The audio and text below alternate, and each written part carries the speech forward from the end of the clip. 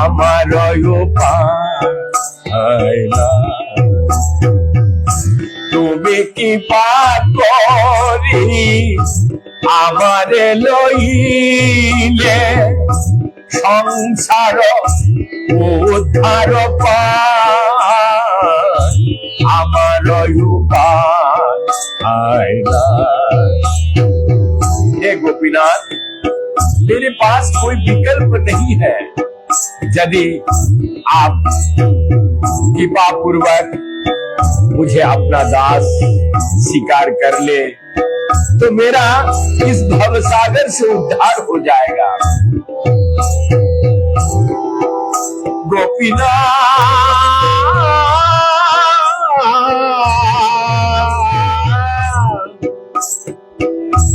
করেছি মায়ার ফেলে ধন দ্বারা সুত, ফিরেছে আমারে কামেতে রেখেছে যে রে।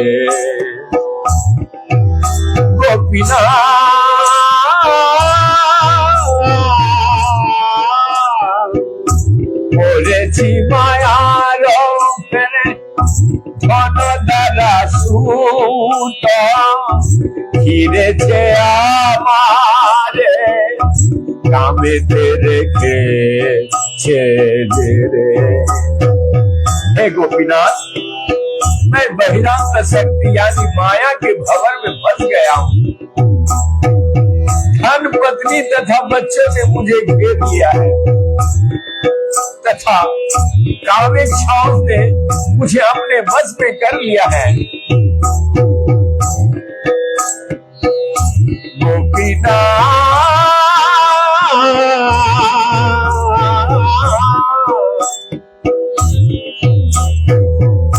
মনে যে পাগল মোর না মানে শাসন, সদায় চেতন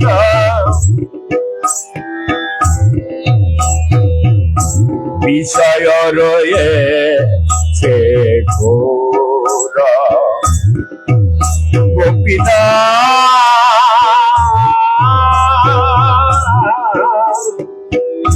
মনে যে পাগল মোরা না মানে শাসন, সদায় চেতন বিষয়ে রয়েছে ঘোর। हे गोपीनाथ, मेरा मन लगभग पागल हो चुका है। ये किसी भी उपदेश को पालन नहीं करता तथा व्यवहारिक रूप से ये अचेतन अवस्था में है। ये भौतिक की सुख उपभोग में पूर्णतः निमग्न है।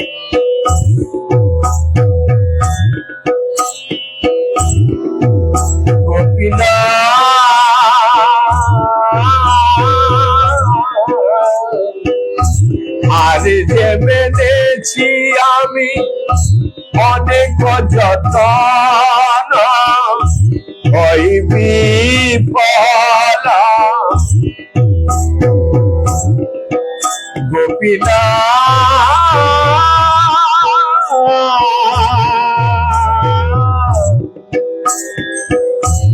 আর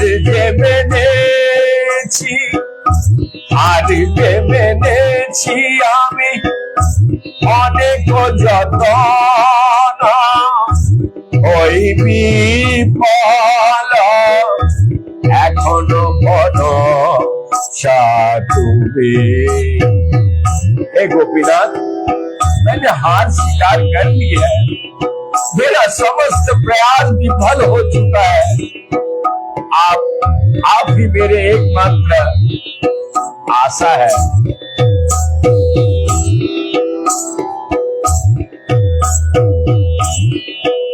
गोपीनाथ,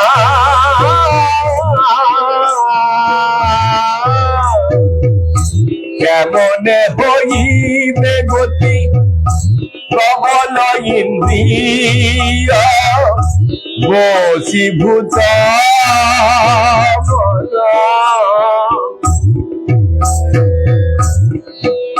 গোপীনাথ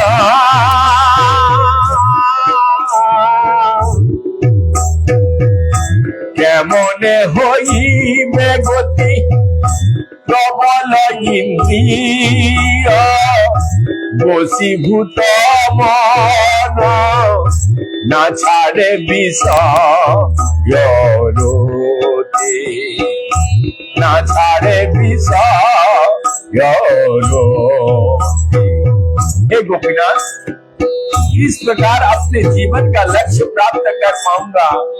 मेरे इंद्रियां अत्यंत प्रबल है तथा मेरा मन पूर्णतः उनके बस में है।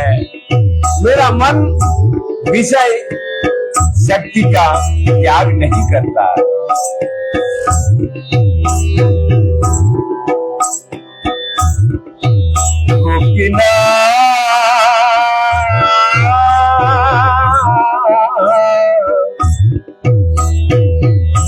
হৃদয়ে বসিয়া মোর মনকে সমিয়া লহ নিজ পারে বুঝিবে বিপদ ঘোর। গোপীনাথ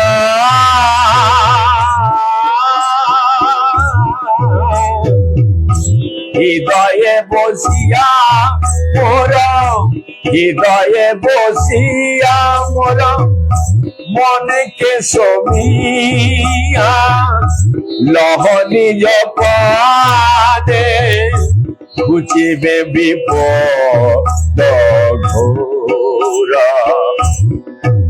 গোপীনাথ আমার उपाय नहीं। हे गोपीनाथ, कृपया मेरे हृदय में बसकर वास करे तथा मेरे मन को अपना और उन्मुख करे। यदि आप ऐसा करेंगे तो इस घोर विपदा से मेरी रक्षा संभव हो पाएगा। गोपीनाथ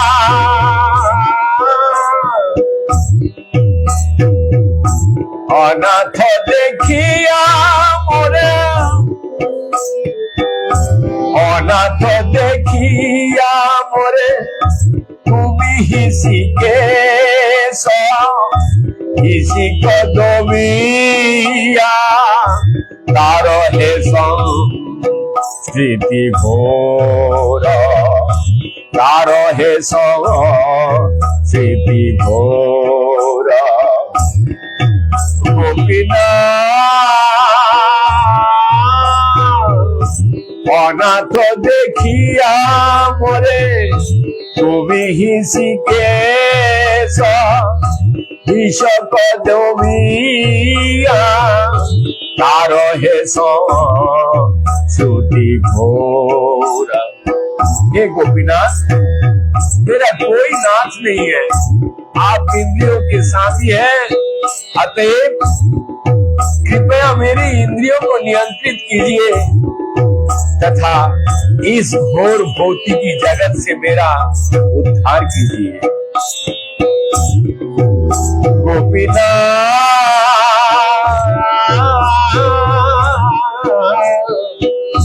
গলায় লেগেছে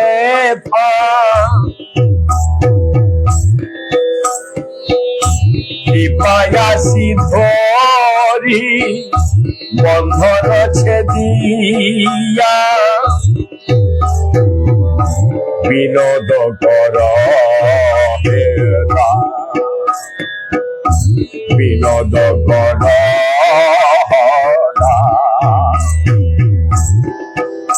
गोपीनाथ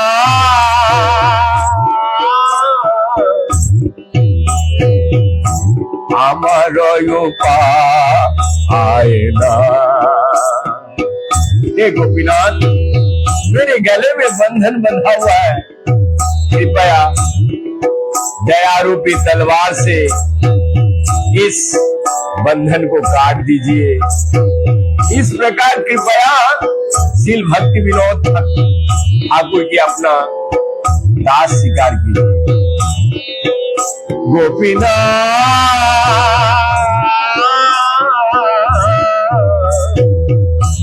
আমার উপায় নাই, তুমি কি পারি আমারে লইলে সংসার উদ্ধার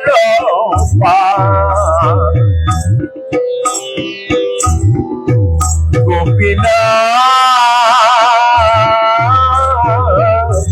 পড়েছি মায়ার ফেরে ঘন দ্বারা সুত ঘিরেছে আমারে কামেতে রেখেছে দে রে, কামেতে রেখেছে দে। हे गोपीनाथ, मेरे पास कोई विकल्प नहीं है। यदि आप कृपा पूर्वक मुझे अपना दास स्वीकार करें तो मेरा इस भवसागर से उद्धार हो जाएगा। इसके साथ ही हम लोग सुनेंगे माधवेंद्रपुरी का कल जो कथा बीच में छूट गया था, उनके अधूरा कथा को हम पूर्ण करेंगे। तत्पश्चात हम भूगर्भ गोस्वामी और लोकनाथ गोस्वामी महाराज के बारे में कथा में हो सकता प्रवेश करेंगे। तो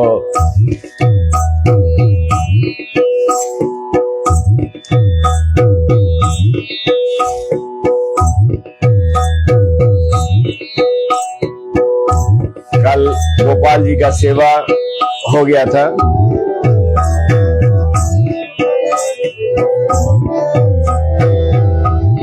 माधवेंद्रपुरी दूसरे दिन ही नीलाचल पद यात्रा में चल दिए। उस समय गौड़ होकर नीलाचल जाना होता था। वे पहले गौड़ पहुंचे। उनके प्रिय शिष्य कमलाक्ष उस समय अद्वैत आचार्य के रूप में प्रसिद्ध हो चुके थे। जिसको छोड़ के आए थे घर से, उनके प्रिय शिष्य कमलाक्ष उस समय अद्वैत आचार्य के रूप में प्रसिद्ध हो चुके थे। गौड़ देश में हुए भक्ति शास्त्र के प्रधान आचार्य माने जाते। वे शांतिपुर में रहते थे। उन्हीं से जाकर माधवेंद्रपुरी पहले मिले। उन्हें इसी अद्वैत आचार्य का आनंद के सीमा ना रही। उनमें अब ऐसी परिवर्तन हो गया था कि वो नहीं समझ पा रहे थे अपने सामने शिक्षा गुरु को देख रहे या साक्षात भक्ति देवी को, जो उनका रूप परिग्रह कर उन्हें दर्शन देने उनके घर पधारे हैं।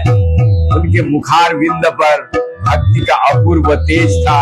उनकी मधुर स्मृति से झांक रही थी उनके अंतकरण की अंत तृप्ति, और उनके आंसू सजल नेत्र से उसे अनंत तृप्ति का अनंत प्यास, अनंत तृप्ति और अनंत प्यास की दोनों धाराओं में संगम में माधवेंद्रपुरी निरंतर अवागहन कर रहे थे। अवागहन करते हुए डूबते और उतरते जाने पड़ते थे। प्रेमानंद और प्रेमाद्रि कृष्ण प्राप्ति और कृष्ण विरह में मिलकर उनके भक्ति सिद्ध स्वरूप ऐसा चुंबकीय आकर्षण उत्पन्न कर दिया था कि लोग उन्हें देख उनके चरणों में आत्मसमर्पण किए बिना नहीं रह सकते। अद्वैत आचार्य ने ही उनके चरणों में आत्मसमर्पण कर उनसे दीक्षा ले ली। शांतिपुर और नवद्वीप में कुछ दिनों रहकर माधवेंद्रपुरी ने वहां की भूमि को कृष्ण प्रेम रस से सींचकर श्री चैतन्य महाप्रभु के प्रेम धर्म को, खेती को विशाल अभियान के लिए उपयुक्त बना दिया। फिर उड़ीसा की ओर चल दिए। उड़ीसा चलते चलते रेमुना में पहुंचे। वहां के जागृत ठाकुर श्री गोपीनाथ जी के नयनाभिराम विग्रह के दर्शन किए। भाव विभोर हो मंदिर के प्रांगण में आरंभ किया नाम कीर्तन। कीर्तन करते करते आंसू कंप पुलकादि स्वात्विक भाव में पुष्प का निवेदित किया गोपीनाथ जी के चरण कमलों में। गोपीनाथ जी भी नवागत भक्तों के प्रेम सेवा अंगीकार कर भाव विभोर हो गए।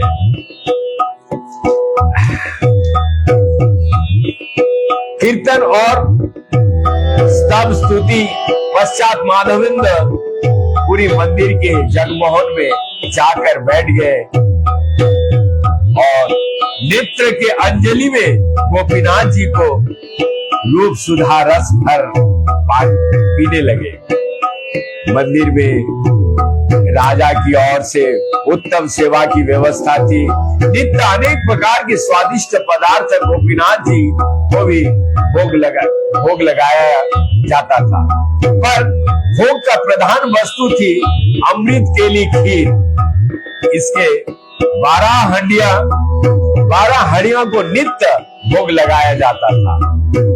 ये इतने प्रसिद्ध थे कि यात्री इसके स्वाद चखने के लिए ललायित रहते थे। माधवेंद्र पुरी ने मन ही मन इसका स्वाद लेने की स्पृहा जागी। उन्होंने सोचा यदि मुझे इसका स्वाद चखने को अवसर मिलता तो मैं भी समझ पाता कि ये क्या वस्तु है और इसका बनाने की विधि मालूम कर अपने गोपाल को इसका भोग लगाता। गोपाल के प्रेमी सेवा का भाव में बहकर माधवेंद्र पुरी को अपने स्वरूप को विस्मित हो गए। दूसरी ही क्षण उन्हें ध्यान आया तो वो अस्फुट स्वर में अपने को धिक्कारने लगा। छी छी, सन्यासी होकर खीर का वासना। मैंने आयोजक वृत्ति का व्रत लिया है, आज तक किसी वस्तु की स्पृहा नहीं की, किसी से कुछ मांगा नहीं, पर आज मुझे ये क्या हो गया, ये क्या हो गया, ये महापाप मेरे मन में कैसे आया। नहीं, ये नहीं हो सकता, मैं खीर मांगूंगा नहीं। यदि मेरे गोपाल की खीर खाने की इच्छा होगी तो वो स्वयं ही किसी भी प्रेरणा से देकर खीर भेजवाने की व्यवस्था कर रही। माधवेंद्र पुरी होगा, रात समाप्त हो गया। माधवेंद्र पुरी ने मंदिर से बाहर निकल कर आए। रात्रि हो गई थी, रेमुना के बाजार बंद हो गया था। बाजार के एकांत को देखे हुए वहां के एक कोने में जा बैठे। निश्चय किया कि आज सारी रात जागकर नाम कीर्तन करेंगे और नाम कीर्तन द्वारा हृदय में जागी खीर की वासना को अपराध का मार्जन करेंगे। कीर्तन आरंभ हुआ। उधर मंदिर के पुजारी ठाकुर शयन कराकर बगल के कमरे में जा सोए। कुछ ही देर बाद जब रेमुना में अंधकार ने अपने साम्राज्य का पूरा विस्तार कर लिया और चारों ओर सन्नाटा सा छा गया, हठात किसी का मृदु मधुर कंठ की आवाज ने उसे जगा दिया। उसने सुना किसी को कहते, अरे उठ। पुजारी हड़बड़ाकर उठा।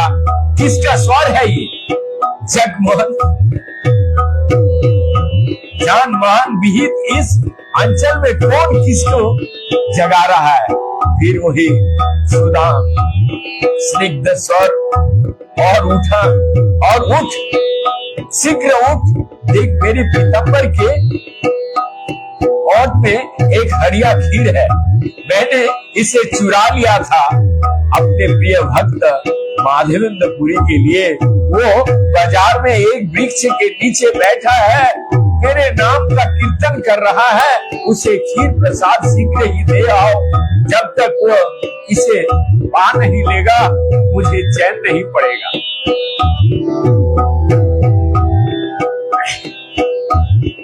क्या? पंडित बड़ा आश्चर्य हो गया। पुजारी क्या? स्वयं गोपीनाथ दे रहे हैं ये आदेश। पुजारी जी को रोमांच आया,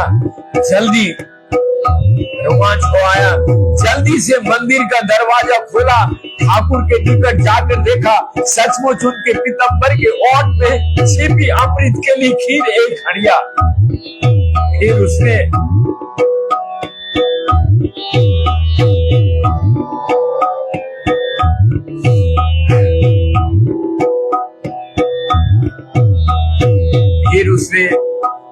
गोपीनाथ जी को और देखा और देखता रह गया। वो कुछ कह ना सका, उसके नेत्र से टपक पड़े 2 आंसू। गोपीनाथ ने उसके मन की बात जान ली। वो कहना चाहता था, प्रभु तुम अपने भक्त के लिए चोरी भी कर सकते हो।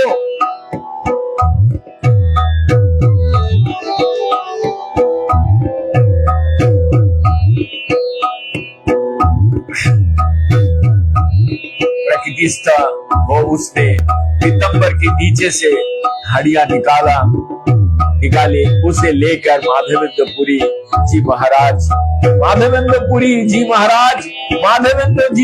महाराज आवाज लगाते हुए उन्हें खोजने लगा। थोड़ी दूर जाके देखी, सुनाई दे उसके मधुर कंठ की कीर्तन ध्वनि। उनके निकट जाकर उसने आदर पूर्वक दंडवत प्रणाम किया। फिर पूछा, स्वामी जी आप ही है ना श्रीपाद माधवेंद्रपुरी? पुरी जी कुछ उत्तर दे उसके पूर्व ही उसने खीर की हड्डियां उनके सामने रख दी और भाव गदगद कंठ से बोला, महाराज आप तो भाग्य की सीमा नहीं है, आपकी भाग्य का सीमा नहीं है। गोपीनाथ जी ने ये आपके लिए भेजी है, इसे उन्हें स्वयं चुराकर अपने पीतंबर के छिपा रखा था। अभी मुझे जाकर आपको दे आने की आज्ञा दी। आप इसे शीघ्र ग्रहण करें। जब तक आप इसे आरोग नहीं लेंगे गोपीनाथ जी को चैन ना पड़ेगी, ये भी उन्होंने मुझसे कहा है।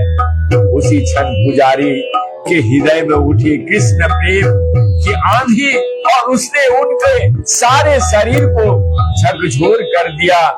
आंसू कप पुलकादि सात्विक प्रेम विकार ने उन्हें घेर लिया। वे चेतना शून्य हो भूमि पर लेट गए। पुजारी उनकी ये दशा देख मन ही मन कहने लगा, धन्य है आप पुरी महाराज, धन्य है आपका प्रेम। प्रभु को स्वयं आपके लिए खीर की चोरी करनी पड़ी, ये मैंने समझ लिया। थोड़ी देर में प्राकृतिक हो पुरी महाराज उठ बैठे, पर आंसू की कंपा भी अभी शेष नहीं। वे दोनों नेत्र से नीर बहते जा रहे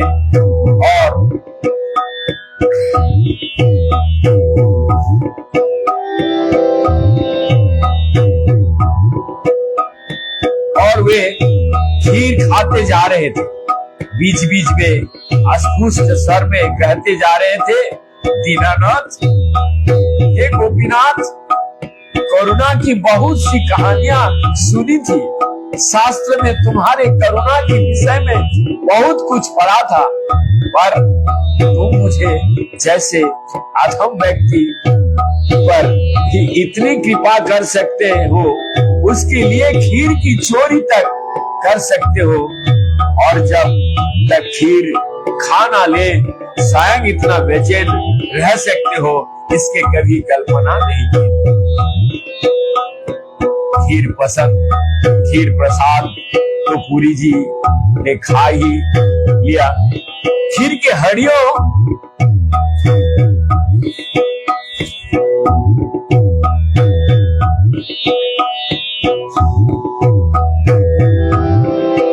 खीर की हड्डियों को टुकड़े कर उसका एक एक कण अपने बहिर्वास में बांध लिया।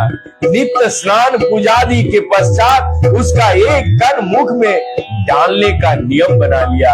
वे उस एक कण को मुख में डालते ही आत्मा विभोर हो जाते, आनंद स्व विसर्जन करते हुए नाचते नाचते बेसुध हो जाते। इस घटना का शीघ्र प्रचार हो जाएगा और उनकी ख्याति उनके भजन पथ पर बाधा डलेगा। इस भय से सूरज निकलने से पूर्व ही माधवेंद्रपुरी ने मन ही मन गोपीनाथ जी को प्रणाम कर नीलाचल की ओर चल दिए।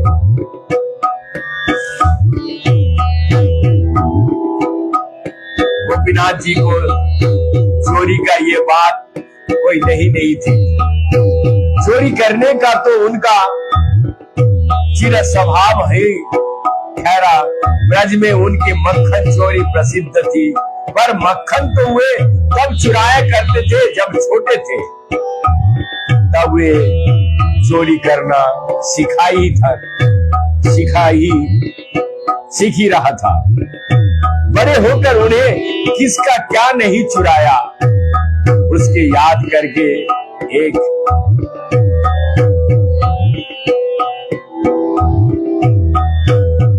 आचार्य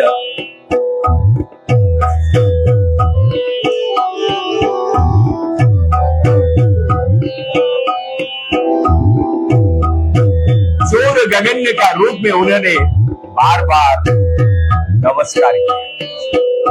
ब्रज प्रसिद्धम नवनीत चौरम गोपांगनानां च गोकुल चौरम ब्रज प्रसिद्धम नवनीत चौरम गोपांगनानां च गोकुल चौरम अनेक जन्मार्जित पाप चौरम अनेक जन्मार्जित पाप चौरम चौर गगनम पुरुषम नमामि शिराधिकाय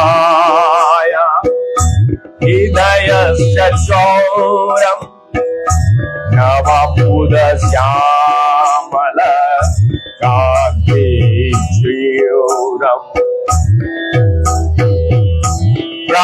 प्रदासितनाम समस्त चौर चौर गगन पुरुषम नमामि आकिंचनि कृत प्रदासितया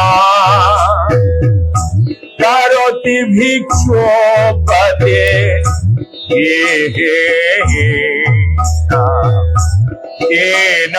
प्याहो भीषण चौराइदो दृष्ट श्रोतावा न जगत अर्थात ब्रज में तुमने माखन चुराए, गोपियों का वस्त्र चुराए और उनका हृदय चुराया। जड़ चेतन जो देखा उसका जिसका जो मिला वही चुराया। नवमेघ की श्यामल कांति तक तुमने चुरा डाली। तुम अपने आश्रित जनों को भी नहीं छोड़ते, जो तुम्हारे शरण में आते हैं उसका धन संपत्ति सब चुराकर उसे अकिंचन कर देते हो और बाबाजी बनाकर दर दर भीख मांगने की छोड़ देते हो।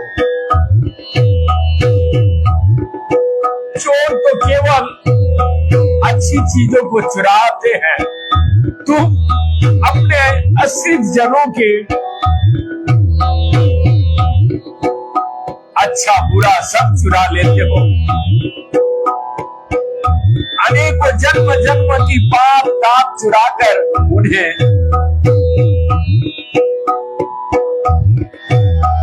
नंगा कर देते हो। तुम्हारी जैसी चोर ना कभी देखा है ना सुना है। हे चोर चुड़ामणि, तुम्हें नमस्कार है, नमस्कार है, नमस्कार है। यद्यपि गोपीनाथ जी ने चोरी कर कोई नई बात नहीं की थी, उनकी इस चोरी का एक विशेषता अवश्य थी। धन संपत्ति मान मर्यादा पाप ताप प्राण सर्वस्व, ये सब तो वे दूसरे का चुराया करते थे। इस बार उन्होंने दूसरे किसी का कुछ नहीं चुराया अपना ही। खीर तो उन्हीं को निवेदन की गई थी, उन्हीं के अपने ही प्रसादी थे। उसे वे बिना किसी रोक टोक जिसे चाह दे सकते थे। पुजारी से कह सकते थे एक घुंडिया माधवेंद्रपुरी जी को लिए बचा कर रखने को, पर उन्होंने ऐसा चुरा कर अपने पीतम्बर में छिपाया और रात्रि का अंधकार में चुपचाप पुजारी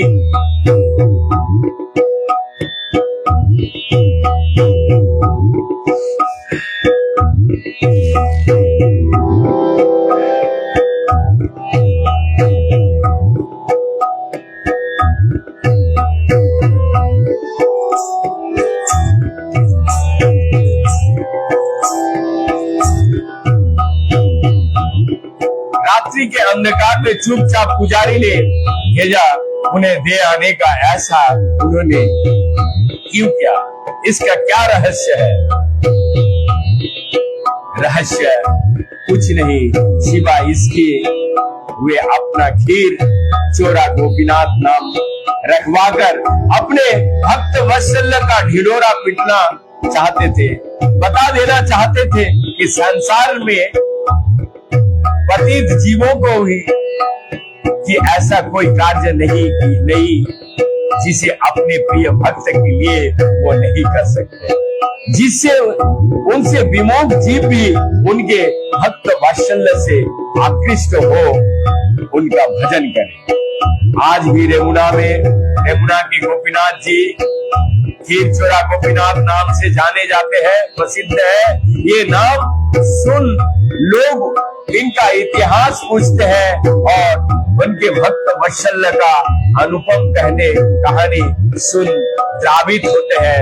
यदि गोपीनाथ जी पुजारी या अपने किसी भक्त को आंतरिक प्रेरणा देकर सहज रूप से पुरी गोस्वामी के पास खीर प्रसाद पहुंचा देते तो उनके भक्त वत्सल का कीर्ति स्तंभ का स्थापना कैसे होता? कैसे पुरी गोस्वामी पर उनके वात्सल्य का इतनी गहरी छाप पड़ती? इसी के साथ नीलाचल गोपीनाथ जी के असीम अहेतु कृपा के स्मरण करते करते माधवेंद्रपुरी नीलाचल पहुंच गए। जगन्नाथ जी को दर्शन कर प्रेम विहल हो गए। प्रेम बस वे हंसने नाचते गाने और पृथ्वी पर लोट पोट होने लगे। उनका भाव देख लोग चकित रह गए।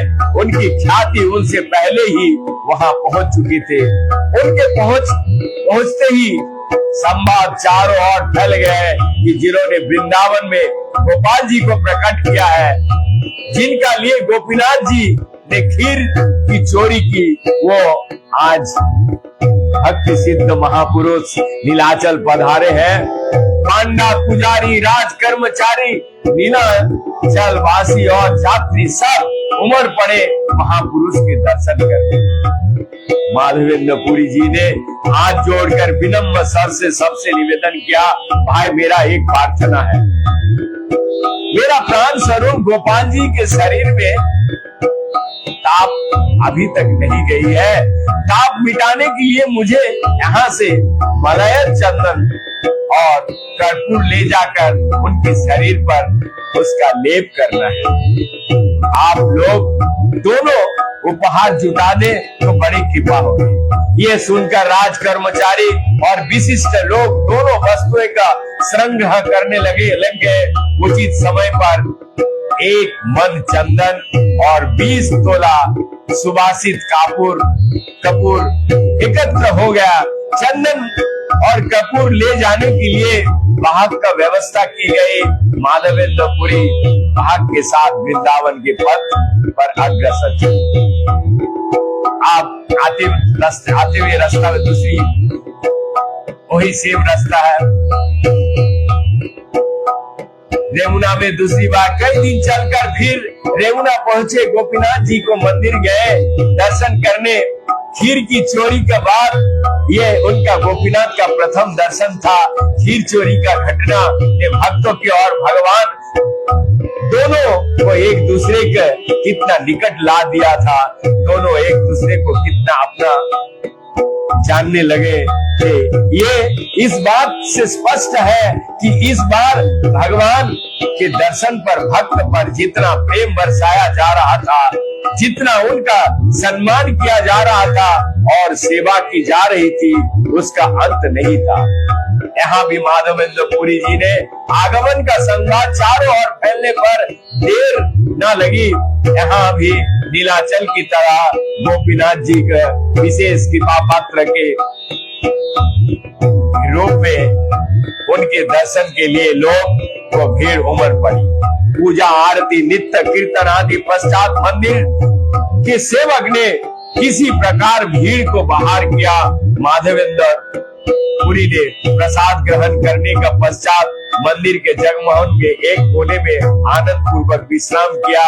रात्रि में उन्हें देखा एक सपना देखा कि गोपाल त्रिभंग मुद्रा में उनके सामने खड़े हैं, मुख पर मधुर स्मृति और कह रहे हैं, माधवेंद्र अब तुम चंदन कर्पूर लेकर के अधिक भाग दौड़ करने की आवश्यकता नहीं है। तुम्हारे चंदन और कर्पूर तो मुझसे तो समझो मुझे मिल गया है। अब तुम गोपीनाथ जी को अंग में ही नित्य चंदन कर्पूर का लेप करो, उसी से मेरा देह शीतल हो जाएगा। जो गोपीनाथ जी है वही मैं हूँ, मेरे और उनके शरीर में भेद नहीं है। सवेरा होते ही माधवेंद्र पुरी जी ने स्वप्न का सारा वृत्तांत कहा। पुजारी उल्लास गोपीनाथ जी को चंदन और कर्पूर से सेवा नित्य करने लगा। माधवेंद्र जी ग्रीष्म काल में वहां रहकर गोपीनाथ जी को सेवा का दर्शन करते हुए रहे। ग्रीष्म समाप्त होने पर नीलाचल लौट गए। माधवेंद्र पुरी जी संन्यास ग्रहण करने का पूर्व गोलकपति श्री कृष्ण के अवतार के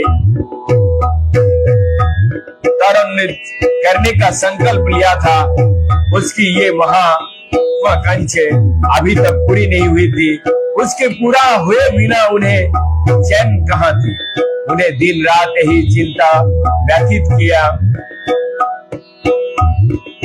रहते कि मेरा वो सौभाग्य कब होगा। क्या मेरे इस जीवन में प्रभु का आविर्भाव होगा? क्या मैं इन नेत्रों में उन प्रत्यक्ष दर्शन कर कृतज्ञ रहूंगा? इस आकांक्षा के पूर्ति के लिए उन्होंने प्रवेश किया झारखंड के गहन वन में। वहां एकांत में प्रारंभ हुआ उनका ध्यान और जप के बीच प्रभु को रो रो कर पुकारने का नया क्रम, नया तपस्या। उधर शांतिपुर में आचार्य ने भी प्रारंभ कर दिया। तिल तुलसी निवेदन कर प्रभु को आरती भरे स्वर से अश्रु जल से विसर्जन करते हुए पुकारना। कहते हैं कि श्रीपाद माधवेंद्र पुरी का संकल्प सिद्ध हुआ नवद्वीप में। जब श्री जगन्नाथ मिश्र के घर श्री कृष्ण का श्री चैतन्य महाप्रभु के रूप में आविर्भाव हुआ, तब वे जीवित थे। नवद्वीप जाकर उन्होंने नवजात शिशु को दर्शन कर अपना जीवन सार्थक पूरी की थी। अंत लीला नवद्वीप से लौटकर श्रीपाद ने अपने शिष्य मैथिली पंडित श्री परमानंद पुरी के निकट बुलाकर कहा, मेरे मनोकामना पूर्ण हो गया, परम प्रभु का आविर्भाव हो गया, संसार से विदा होने का मेरा समय निकट आ गया। मेरे लिए दुख ना करना, तुम भाग्यशाली हो, क्योंकि प्रभु की लीला का दर्शन करे हुए मुझे विधि विधान अनुसार उसके पहले ही चल जाना होगा। महाभावावेश में पुरी जी के अंतिम दिन बिताने लगे। कभी स्फूर्ति में कृष्ण का दर्शन होता, कभी अदर्शन, दर्शन के बाद आदर्शन, आदर्शन के बाद दर्शन, मिलने के बाद विरह, विरह के बाद मिलन, विरह और मिलन के झूले में उनके प्राण सदा झूलते रहे।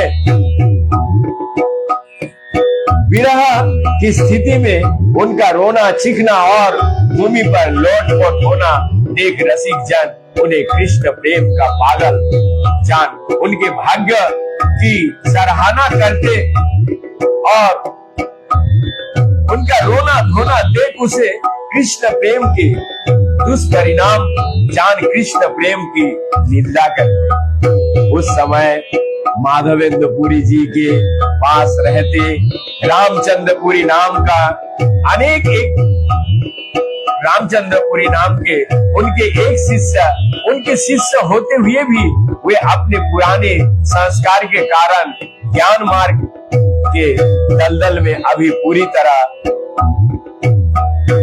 निकल नहीं पाए थे।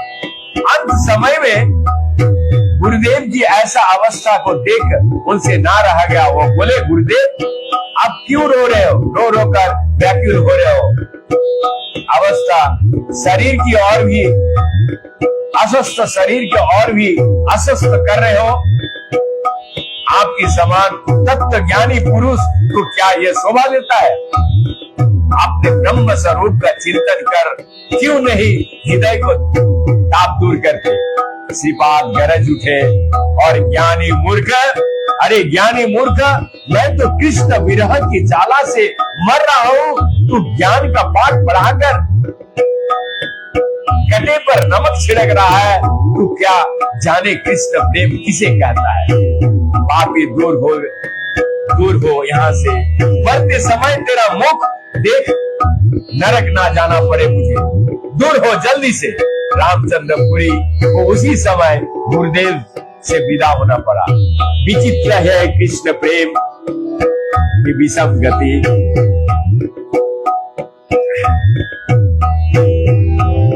इसे कोई ज्ञानी क्या समझे? कृष्ण प्रेम विरह भी कितना आनंदमय है, विरह का आनंद मिलने से भी अधिक है। मिलन का एक कृष्ण का दर्शन होते ही विरह में विश्व कृष्णमय हो जाता है। रोम रोम में कृष्ण समा जाता है। मिलन में शरीर से इंद्रिय से मिलन होता है। विरह में मन से मन का, प्राण से प्राण मिलन होता है। विरह में तन्मयता अधिक होती है, इसलिए आनंद भी अधिक होता है। मिलन का आनंद तरल होता है, जैसे जल तरल और शीतल है, पर घनत्व धारण कर बर्फ हो जाने पर उसका स्पर्श जलन का सा अनुभव करता है। उसी प्रकार आनंद घनीभूत हो जाने पर एक प्रकार की वेदना का अनुभव करता है, पर वो वेदना परम आनंद की वेदना होता है, दुख का नहीं। विरह बाहर से ही विष के समान प्रतीत होता है, भीतर से अमृत के समान होता है। जो कृष्ण प्रेम के रस सरोवर में डूब जाता है, वही जान सकता है कि कृष्ण विरह आस्वादन, विरह का कितना आस्वादन। माधुर्य मूर्ति श्री कृष्ण के माधुर्य रस का अंत नहीं, उनके रूप ऐश्वर्य का भी अंत नहीं, इसलिए उनके प्रेमी भक्त रस आस्वादन का भी अंत नहीं। माधुर्य का अनउद्धत आस्वादन, जितना आस्वादन उतना आस्वादन करने की और अधिक चाह, इसीलिए श्रीपाद माधवेंद्रपुरी की यह रोना धोना और चीख पुकार। इस समय गुरु सेवा का भार था श्रीपाद ईश्वरपुरी पर। ध्यान से सुनिएगा, आगे हम गौरांग महाप्रभु पे आएंगे बाद में, लेकिन हम आज माधवेंद्रपुरी जी का जीवन है। तो ईश्वरपुरी कौन थे? गौरांग महाप्रभु। कौन समय गुरु सेवा का भार दायित्व श्रीपाद ईश्वरपुरी में था। वे श्रद्धा भक्ति पूर्वक रात दिन उनकी सेवा परिचर्चा वे संलग्न रहते। कृष्ण नाम गुण लीला कीर्तन द्वारा उनके हृदय का वेदना दूर करते। माधवेंद्र पुरी भी हृदय कलश से स्नेह का धारा उन पर उड़लते रहते। अपने महाप्रयाण के एक दिन पूर्व उन्हें अपने निकट बुलाकर अपने हाथ उनके मस्तक पर फेरते हुए बोला, बस मेरे जाने का समय अब अति निकट है। जाने का पूर्व तुम्हें आशीर्वाद देता हूँ कि कृष्ण प्रेम से तुम्हारा हृदय भरपूर हो, कृष्ण को तुम्हें प्राप्त हो। गुरु की आशीर्वाद फलीभूत हुआ। ईश्वरपुरी का हृदय कृष्ण प्रेमामृत से भरपूर हुआ। उसी समय उसी प्रेम सरोवर अवगाहन कर श्री कृष्ण चैतन्य महाप्रभु के जगत का प्रेमी परिलुप्त किया। तभी श्री कृष्णदास कविराज ने कहा है कि माधवेंद्र पुरी ने जिस प्रेमांकुर का रोपण किया उसने श्री कृष्ण चैतन्य रूपी वृक्ष का रूप धारण किया। पृथ्वीते रोपण करी गेला प्रेमांकुर, সেই প্রেমাঙ্কুরের বৃক্ষ শ্রী চৈতন্য ঠাকুর। পৃথিবীতে রোপণ করি গেলা প্রেমাঙ্কুর, সেই প্রেমাঙ্কুরের বৃক্ষ चैतन्य ठाकुर। आज श्रीपाद माधवेंद्र पुरी का लीला का अंतिम दृश्य शिष्य सेवक उनकी सज्जा के चारों ओर खड़े सजल नेत्र से उनकी ओर निहार रहे। वो नेत्र से आंसू विसर्जन करते हुए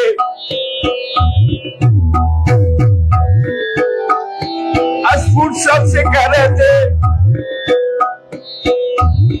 आई दीन दया नाथ हे मथुरा नाथ, कदा बलकाय से हृदयम तदा लोकान्तरम ग्रहीता भवयति किम करो माया। हे दीनदयाल, हे मथुरानाथ, हे प्राण से भी अधिक मेरे प्राणनाथ, कब दर्शन देंगे प्रभु? तुम्हारे दर्शन बिना मेरे हृदय कातर हो रहा है। मैं भ्रममयी दशा की प्राप्त हो रहा हूँ। हाय मैं कैसे तुम्हें प्राप्त करूं? इतना कह उनके सजल विस्फारित नेत्र एक नीले प्रकाश की ओर टिक गया। प्रभु ने आविर्भूत हो उन्हें अपने अंक में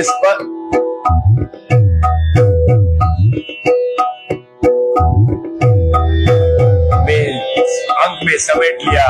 भारत के आध्यात्मिक आकाश पर उदित हुआ था जो महाज्योतिर्मय नक्षत्र भूले भटके जीवों का श्री कृष्ण का रसोपासना का मार्ग प्रदर्शित कर आकाश में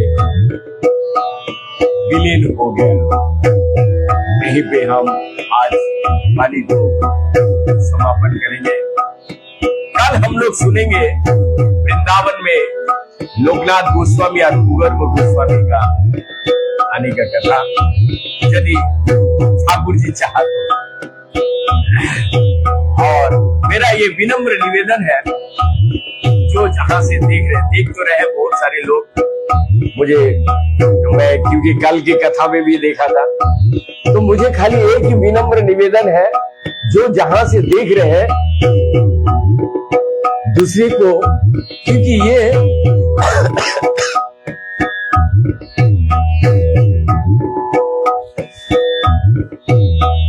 गौरांग महाप्रभु की वाणी को जितना प्रचार करेंगे आपका अंदर उतना प्रेम बढ़ेगा। दोस्तुरी पाइवे तुम्हें पुण्य हवे काम, कल मैं भजन में गाया था, बड़े सुखेर खबर गाय बड़ो ये निस्वार्थ भाव से, ना तो आपसे कोई कुछ मांगता है ना आपसे कोई कुछ लेता है, खाली एक ही बिना जा रे देखो तारे कहो दंते तीनों धरी आमारे की नियाल बोलो गौरव हरि। गुरु जी का गुरु कृपा ही केवलम, गुरु की आशीर्वाद से मुझे ब्रज में वास मिला है और ज्येष्ठ धर्म होने के नाते नित्य 2 घंटा का कीर्तन मैंने सेवा प्रतिदिन ये वचनबद्ध है। तो आज जो भी जहां से दर्शन कर रहे हैं, देख रहे हैं, हमारे जितने भी भजन साधन पुण्य सब हमारे परम सत्य गुरु महाराज के चरणों पे समर्पण करते हुए पुनः मैं अपने गुरु महाराज तथा बड़े गुरु महाराज, गुरु परंपरा, हमारे गुरु वर्ग तथा चारों संप्रदाय के साधु संत महंत अनंत कोटि वैष्णव जो जहां पे जिस अवस्था में है सभी को मेरा कोटि कोटि दंडवत प्रणाम करते हुए मैं यहीं पे विराम देता हूँ। हरे कृष्ण कृष्ण कृष्ण हरे हरे, हरे राम राम राम हरे हरे। निताय गौरंग प्रेमानंदे हरि हरि।